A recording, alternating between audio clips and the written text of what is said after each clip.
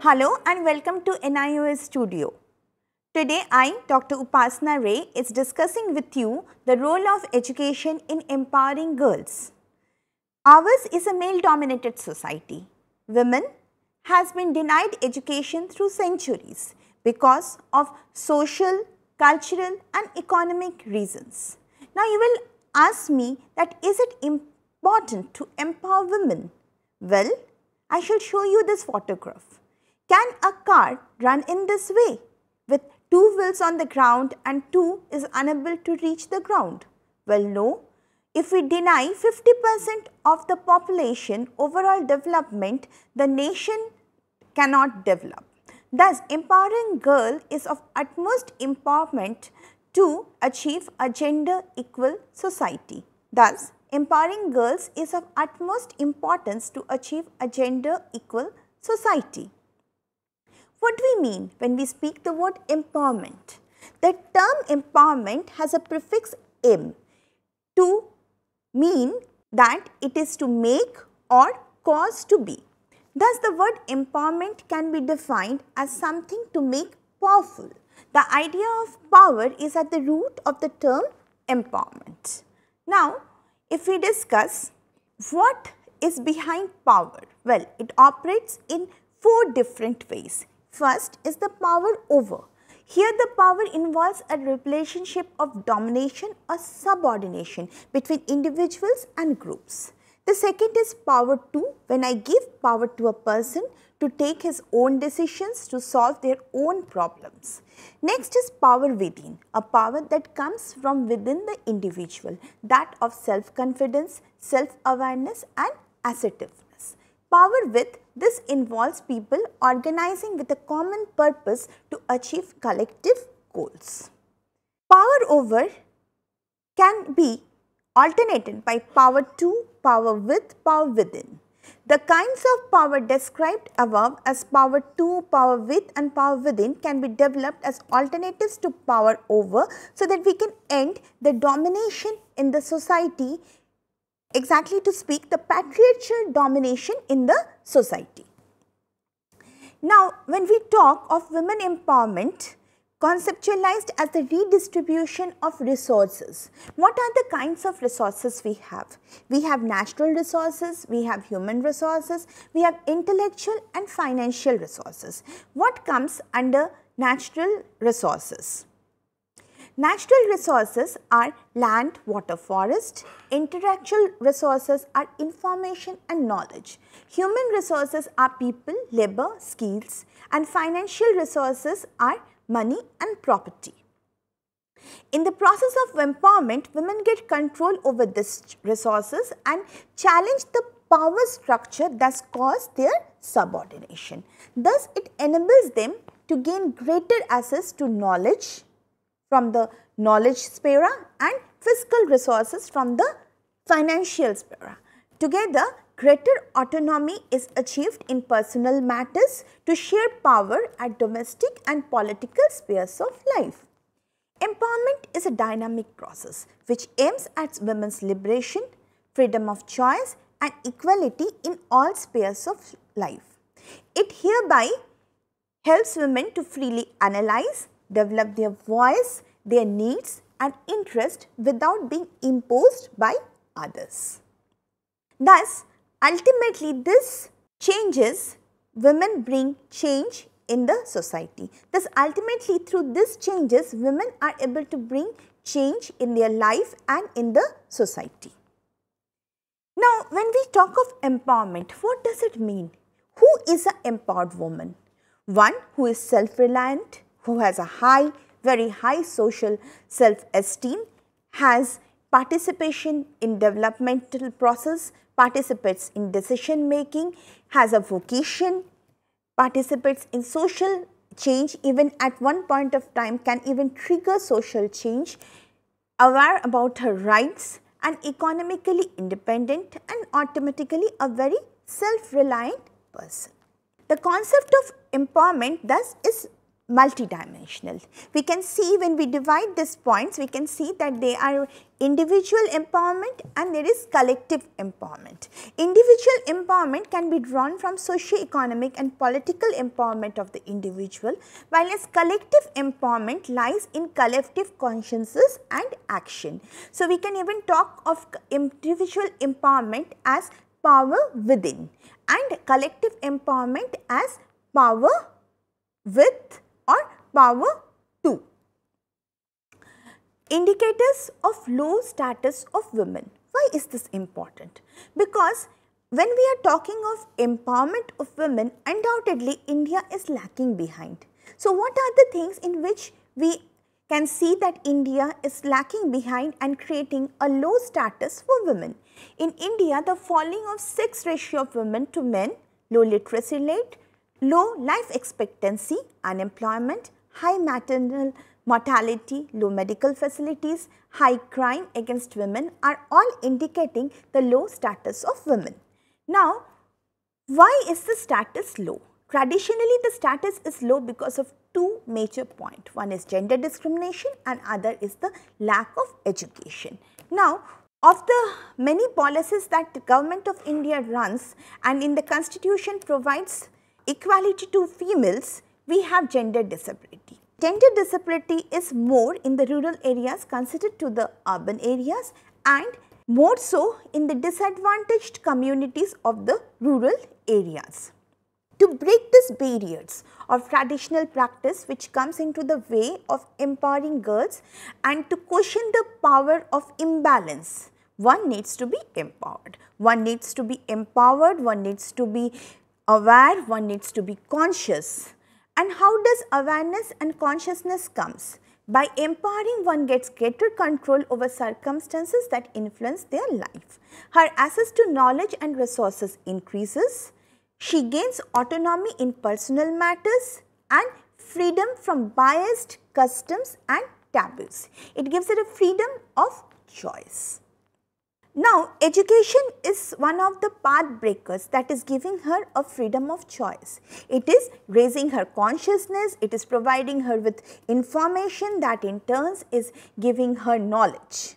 Now, education can be of two types. One is formal and the other is non-formal. Formal education is linked with schools and colleges and educational institutes. In formal education, the academic structure, standardized curriculum, full-time schooling makes it inconvenient for many rural and poor and disadvantaged girls for attending the schools. In spite of constitutional measures of free and compulsory education between 6 to 14 years of age, thus we see a large number of girls compared to boys are out of school.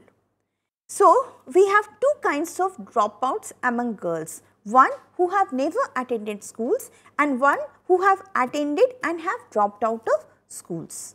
Apart from the structure of the formal education system, the other constraints are a girl child, especially in rural areas, has to support her family through both paid and unpaid work. One has to collect drinking water, one has to collect food and fodder for the animals, has to collect firewoods, has to do sibling cares. Early marriage is another big problem in rural areas. Thus, formal education system failed to reach what we call as hard to reach girls. As an alternative, do we have something? Yes. Non-formal education, NFE, came into the picture in the early 70s and the late 60s. These centers are an alternative to formal education meant to realize the goals of Sarva Shiksha Abhiyan and elementary education UEE. The NFE system is flexible, learner-centered and participatory. The learning process is more practical than theoretical. The system is more economical because it utilizes existing facilities. The system is more suitable to the dropout girls as it has no restrictions on entry age, no fixed timings. Classes can be held in the morning, afternoon or in the evening depending on the convenience of the girls. Curriculum is need-based and also includes life skill education. There is no need for professionally trained teachers. A local instructor works on honorary basis.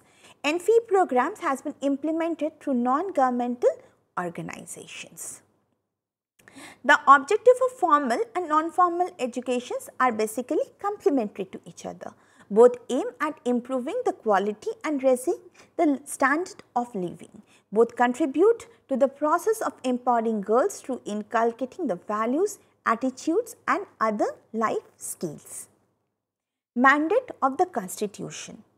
The Article 45 imposed direct responsibility for education on the states. The state is made responsible to provide free and compulsory education to all children until the age of 14 years within a period of 10 years. The Article 15 imposed non-discrimination on the grounds of sex in the matters of gaining access to public resort.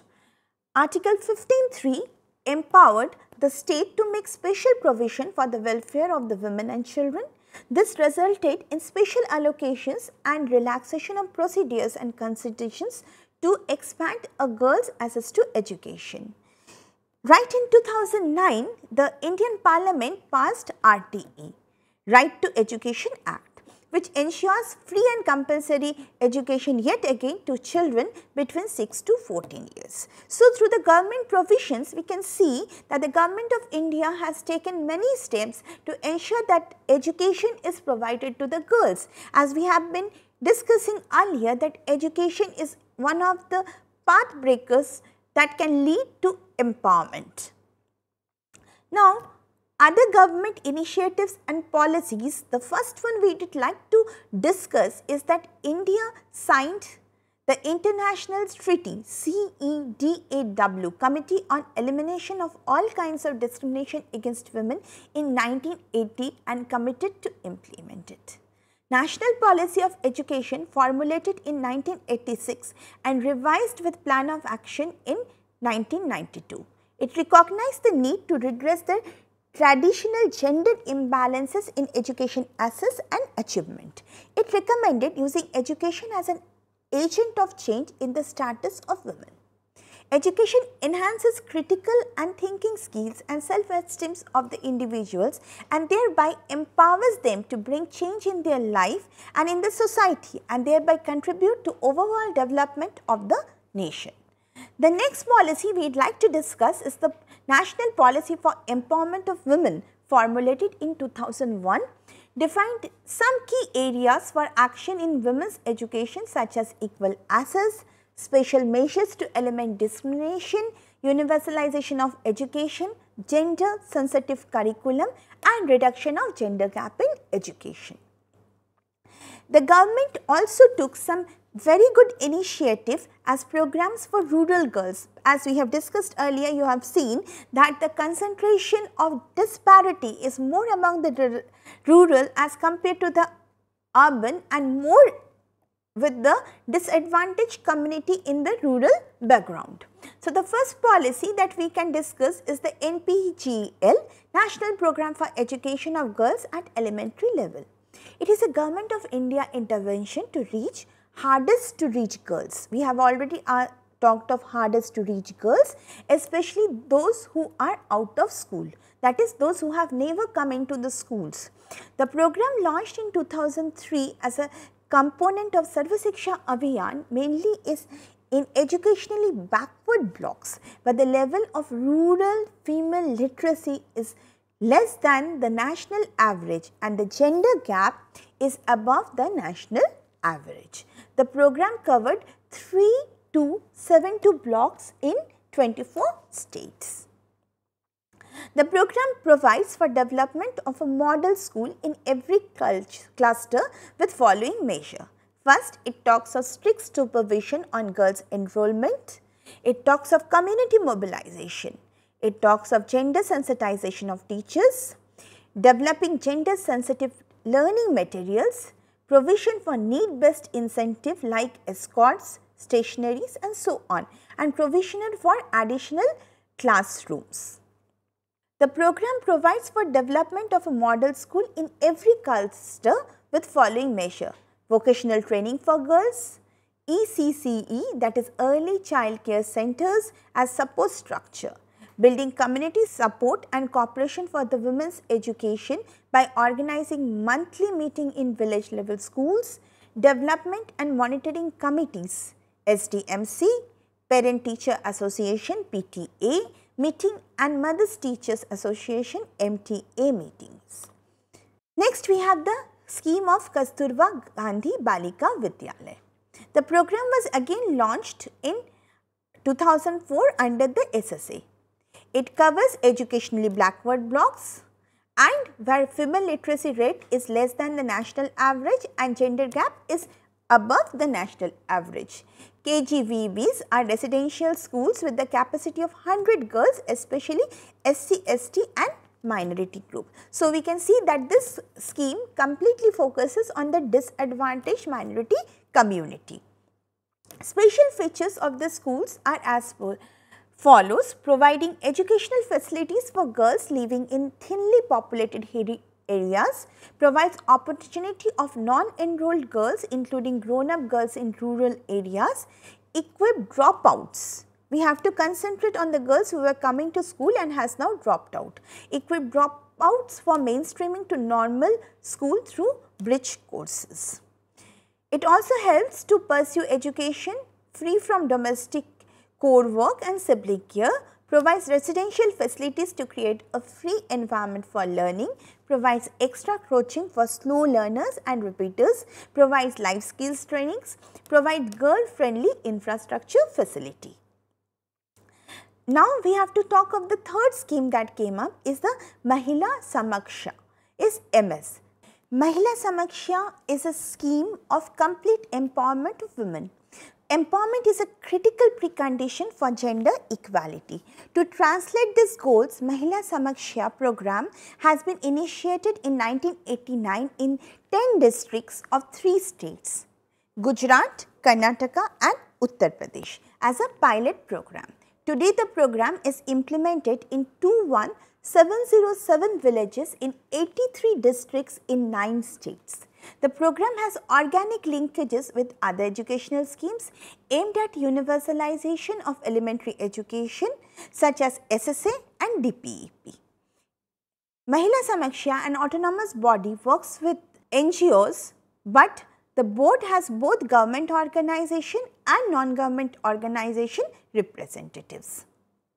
MS believes that education empowers women to achieve equality. The program is flexible and it does not have any deadline or target. It is a target free program.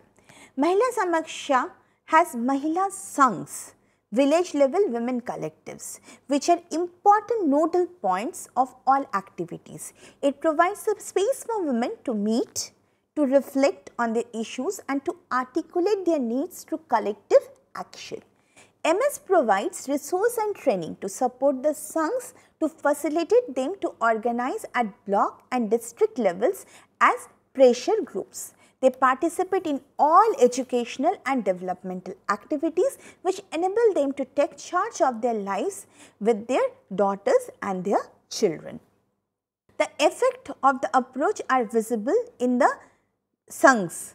Sanghs initiative can be seen in various issues like ensuring educational opportunities for children, especially girls, seeking literacy and innumeracy skills for themselves, tackling social issues such as violence against women, dowry, Devdasi system and so on, entering the political sphere, gaining control over health and nutrition, assessing control over resources and improving civic amenities. This sums us and brings us to an end of how education has been a triggering source of energy to break the traditional norms of patriarchy, of social barricading in the empowerment of girls. Education is a force that can bring forward empowerment within girls. Thus, the role of education is a vital source provider and a path breaker in the field where we need to bring equality between males and females. Thank you.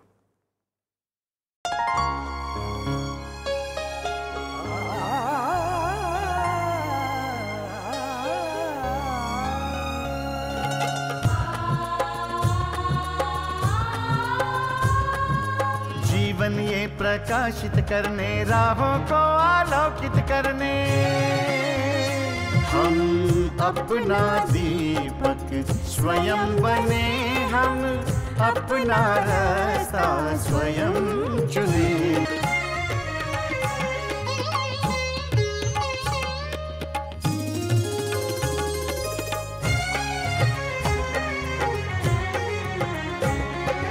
धन साधन समय की सीमा से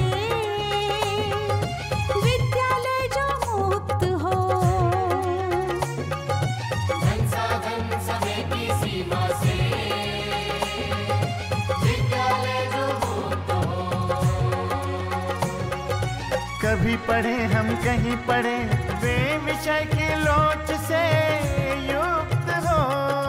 मित्रों हम उठे और जागे, मंजिल आने की ध्वनि सुने। हम अपना दीपक स्वयं बने, हम अपना रास्ता स्वयं चुने। कोई मन चाहा केंद्र चुने, स्वयं बने, हम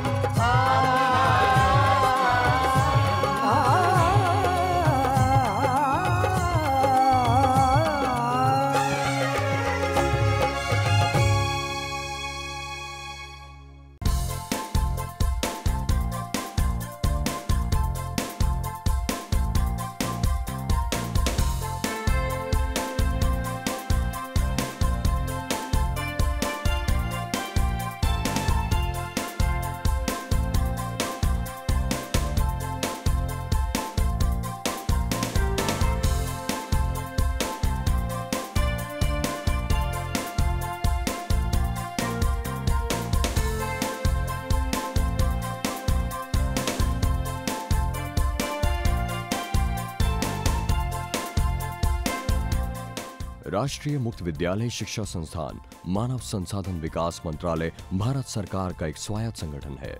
67वां गणतंत्र दिवस NIOS के लिए विशेष आयोजन का साक्षी रहा। यह आयोजन था एक सामाजिक सद्भावना के संकेत के रूप में। माननीय मानव संसाधन विकास मंत्री श्रीमती स्मृति जुबीन ईरानी ने दिव्यांगों को आमंत्रित किया गणतंत्र दिवस 26 जनवरी 2016 के परेड में सम्मिलित होने के लिए और इसके अवलोकन के लिए। मेरा NIOS से विशेष निवेदन है, 26 जनवरी को NIOS के सौजन्य से ये स्पेशल विद्यार्थी विशेष रूप से दिल्ली आए और गणतंत्र दिवस की परेड में शामिल हों, उस परेड को स्वयं देखें। दिल्ली आएंगे? आना होगा ना सबका?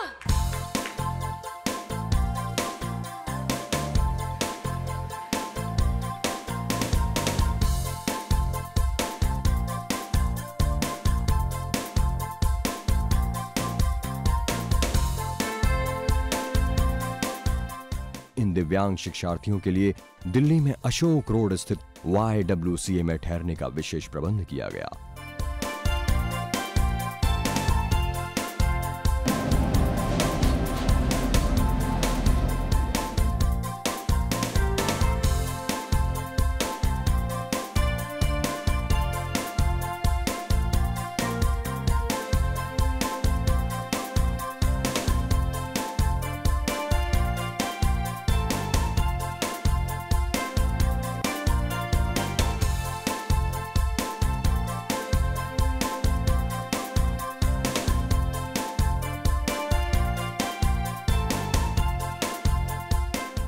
NIOS द्वारा इन दिव्यांग शिक्षार्थियों को राजघाट दिल्ली, NIOS मुख्यालय और आगरा भ्रमण के विशेष प्रबंध भी किए गए।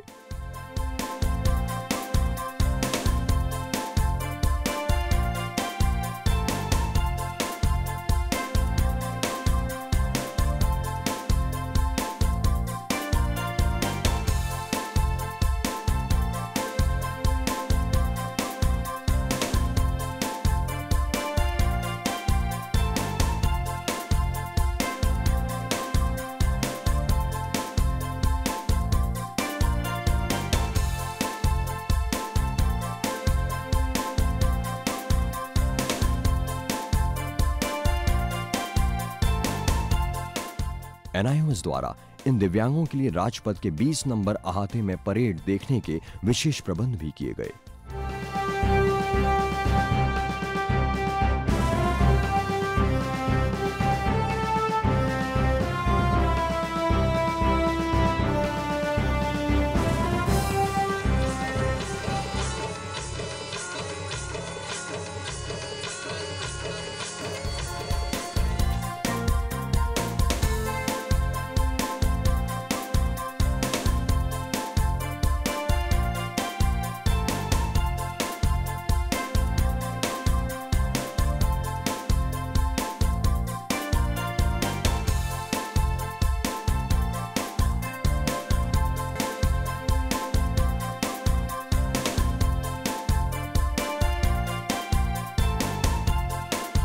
समस्याओं का इलाज शायद सिर्फ हमारे पास। NIOS पढ़ना लिखना सीखो वो मेहनत करने वालों, पढ़ना लिखना सीखो वो भूख से मरने वालों। दूर दराज क्षेत्रों से आए इन दिव्यांग शिक्षार्थियों के चेहरों की रौनक और आंखों की चमक से खुशी और सौहार्द साफ सी झलकती दिख रही है। NIOS के थ्रू हम लोगों को ये मौका मिला है कि हम लोग आगरा और दिल्ली की सैर कर सके। इस एक्सपीरियंस से हमारे बच्चे बहुत ही एक्साइटेड और खुश हैं और हमारी पूरी टीम मेंबर, हमारे प्रिंसिपल सर, सभी को ये मौका बहुत अच्छा लगा है और वो लोग सब खुश हैं। अच्छा, एक बात बताइए, हमने किसी ने सुना कि आप मोदी जी से बहुत पास से मिले क्या? पहली बार मोदी ऐसे कर रहे थे? कितने पास थे? दूर थे? पास थे? ये ऐसे हैं? आपको बोला आंखों में देखा क्या? आंखों में देखा क्या? आंखों में देखा। ये इंटरनेशनल टेबल टेनिस खिलाड़ी है। इन्होंने जहाँ गई है वो इंडोनेशिया गई है, जापान से खेल के आई है और इंडिया में कई एक जगह पे खेली है। तो वो अपना सारा एक्सपीरियंस ये साइन लैंग्वेज के द्वारा बताई है कि हम हर जगह पे जा रहे हैं और खेल रहे हैं। मैं बहुत खुश हूँ। तो यहाँ आने के बाद लगता है कुछ और अलग ज़िंदगी मिल गया। हमारे पेरेंट्स भी नहीं सोच सकते थे कि हमको ऐसा कुछ मिलने वाला है यहाँ, इसलिए मैं NIOS की बहुत ज़्यादा शुक्रगुजार हूँ और मैं इनसे हमारी एक रिक्वेस्ट है कि वो हमें और ऊंचा तक ले जाएं और जहाँ तक हमसे होगा मेहनत करना, हम मेहनत करने में से पीछे नहीं हटेंगे। हमें दिल्ली आने में बहुत अच्छा लगा। पाहो लालात थतुल मोहला चेना निकनो अलग ऐ टुक टुक चे। We saw the Republic Day parade and the fighter planes and Assam and all the jhakias, and it was superb, it was brilliant. Yeah, even Prime Minister we met, we saw him, we shook hands with him. Now the third day, NIOS chairman office we have visited and we have met the chairman. And how do you feel? It was all good, right? Yeah, all of them are very thankful to NIOS for all the support that they do. Thank you. NIOS के लिए ये सौभाग्य की बात है कि इतने सारे बच्चे जो दिव्यांग हैं वो यहाँ आए और इसकी शोभा बढ़ाए। कई बच्चों ने ये कहा कि उनके लिए सौभाग्य का अवसर था, लेकिन मेरा ऐसा मानना है कि NIOS के लिए ये सौभाग्य का अवसर था कि ये बच्चे समय निकाल पाए, इतनी कठिनाइयों के बावजूद यहाँ आए और इतने प्रसन्न हैं कि अपनी संस्था में वो आए हैं। NIOS प्रतिबद्ध है समाज के दिव्यांगों के प्रति गुणवत्ता परक शिक्षा प्रदान करने की दिशा में।